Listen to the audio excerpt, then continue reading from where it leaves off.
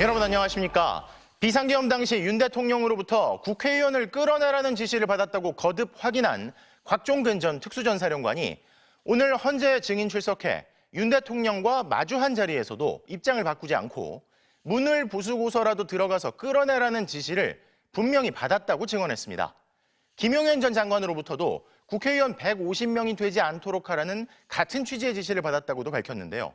첫 소식 조희원 기자가 보도합니다.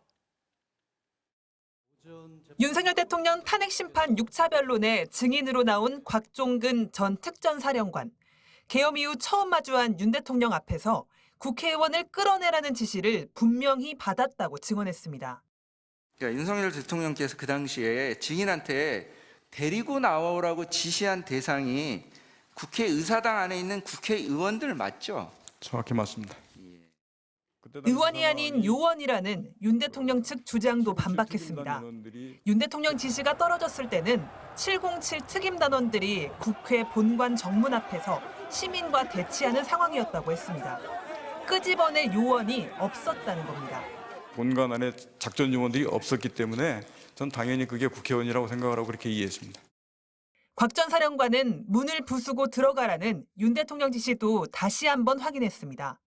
부수고서라도 들어가라는 말을 누구한테 들었습니까? 대통령이 말씀하신 겁니다.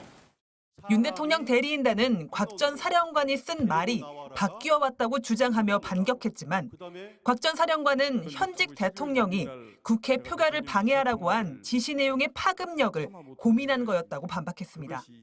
2차 통화 내용이 어떠한 영향력을 미칠 건지 알기 때문에 제가 그 용어를 다 순화해서 썼습니다. 부수고를 그냥 열고라고 했고. 곽 전 사령관은 김용현 전 국방장관으로부터도 국회의원이 150명이 되지 않도록 의사당 출입을 봉쇄하고 안으로 들어가 의원들을 데리고 나오라는 지시를 받았다고 했습니다. 150명은 계엄 해제 의결을 위한 국회의원 정족수입니다. 곽 전 사령관은 또 국회에서 해제 요구안이 통과됐는데도 철수 지시는 없었다고 했습니다. 오히려 김 전 장관이 병력 재투입을 지시했다고 했습니다. 중앙선관위에 다시 병력을 투입할 수 있냐 이렇게 물어본 적이 있습니까? 예, 그렇게 해서 제가 그 다음도 안 된다고 얘기했. 곽 전 사령관은 비상계엄 당시 누구한테도 질서 유지라는 말은 들어본 적이 없다고 해 윤 대통령 측의 평화적 계몽령이라는 주장을 반박하는 핵심 증언이 될 것으로 보입니다. MBC 뉴스 조희원입니다.